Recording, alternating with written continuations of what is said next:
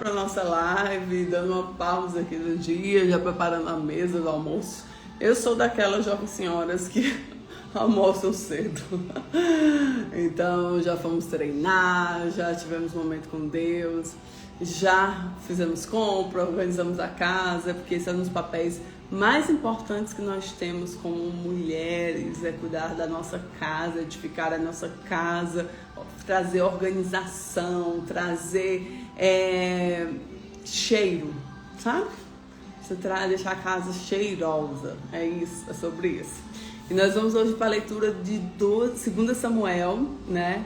Onde nós temos 2 Samuel 1, nós vamos entrar agora nessa parte, onde fala: Deus confia liderança a quem sabe,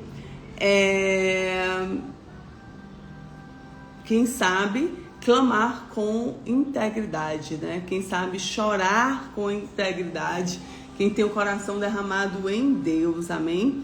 Então, qual é o contexto aqui? Quando o coração é provado na dor, a gente entende que nós estamos ali íntegros diante de Deus, né? E o Amalequita, ele diz ter matado Saul. Davi fica triste por Saul. E Jonathan, né, que era um fiel amigo e parceiro de vida de Davi, e ele executa o Amalequita. E Davi lamenta com um cântico por Saul e Jonathan, né? Então vocês viram aí que Saul, ele, né, pede para enfiarem, né, matarem ele, aí morrem todos os filhos. E aí eles não honram, né, os filisteus lá. Aí depois ele pega os amalequitas e aí ele vem e depois um valente, né, encontra ele. E aí depois dá um enterro digno para ele, né? E aí chega Davi, né, o amalequita, traz a notícia a Davi. E Davi, ele lamenta, né? Então vamos aqui para a palavra de Deus. Espírito Santo de Deus, traz discernimento, sabedoria diante da tua palavra. Nós agradecemos, Senhor, porque nós temos o privilégio de termos a palavra do Senhor, nos alimentando, nos direcionando, nos dando força espiritual. Obrigada, Jesus. Traz discernimento, Senhor. Traz Espírito Santo. E sucedeu que depois da morte de Saul, voltando Davi da derrota dos amalequitas, ficou 2 dias em Ziclague. No 3º dia, um homem veio ao arraial de Saul com as vestes rotas e com a terra sobre a cabeça. E chegando a ele, Davi se lançou no chão e se inclinou. Davi lhe disse: de onde vens? E disse: escapei do arraial de Israel. E disse-lhe Davi: como foi lá isso? Peço-te dízimo. E ele lhe respondeu: o povo fugiu da batalha e muitos o povo caíram, morreram. Assim também Saul e Jonathan, seu filho, foram mortos. E disse Davi ao moço que lhe trazia novas: como sabes que que Saul e Jonathan, seu filho, foram mortos? Então, disse o moço que dava notícias: cheguei por acaso na montanha de Gilboa, eis que Saul estava encostado sobre sua lança e os cavalos da cavalaria os apertavam. Ele olhou para trás de si, viu-me e chamou-me e disse: eis-me aqui. E ele me disse: quem és tu? E eu lhe disse: sou a Amalequita. Então ele me disse: peço-te, arremessa-te sobre mim e mata-me, porque minhas angústias têm me cercado, pois toda a minha vida está ainda em mim. Aí arremessei-me, pois, sobre ele e matei, porque bem sabia que não viveria depois da queda. Tomei a coroa e tinha na sua cabeça o bracelete, trazendo o braço, e trouxe aqui ao meu senhor. Então apanhou Davi as suas vestes, rasgou-os. Assim fizeram todos os homens que estavam com ele.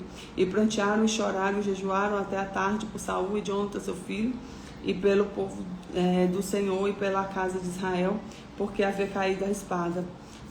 Disse então Davi ao moço que lhe trouxe a nova: de onde tu és? Ele disse: sou filho do estrangeiro Amalequita.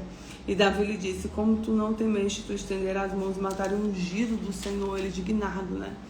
Então chamou Davi um dos moços e disse: chega, lança-te sobre ele. E feriu-os e morreu. Pois Davi lhe disseram: teu sangue seja sobre tua cabeça, como tua própria boca testificou contra ti, dizendo: eu matei o ungido do Senhor. E lamentou Davi a Saul e Jonathan e seu filho com essa lamentação, dizendo ele que ensine seus filhos de Judá o uso do arco. E eis que está escrito no livro de Jazer: há armamento Israel, nos teus altos feridos, e caíram os poderosos. Não os noticieis em Gate, não publicareis nas ruas de Ascalon, para que não se alegrem as filhas dos filisteus, para que não salte de contentamento as filhas dos incircuncisos. Vós, monte de Giboa, nem orvalho, nem chuva caia sobre vós, nem haja campo de ofertas avançadas, pois aí desprezívelmente foi arrojado o escudo dos poderosos, o escudo de Saul, como já não fora ungido com óleo. Do sangue dos feridos, da gordura do valente, nunca se realizou por trás do arco de Jonathan, nem voltou vazia a espada de Saul. Saí de Jonathan, tão amados e queridos a toda a tua vida, também na tua morte nos separaram. Eram mais ligeiros do que águias, mais fortes do que leões. Vós, filhos de Israel, chorai por Saul, que vós vestia a escarlata nem delícias, e fazia trazer ornamentos de ouro sobre suas vestes. Como caíram os poderosos por meio da peleja. Jonathan, nos teus altos, foi morto. Angustiado estou por ti, meu amigo, irmão Jonathan. Quão amabilíssimo me eras. Mais maravilhoso era teu amor do que o amor das mulheres.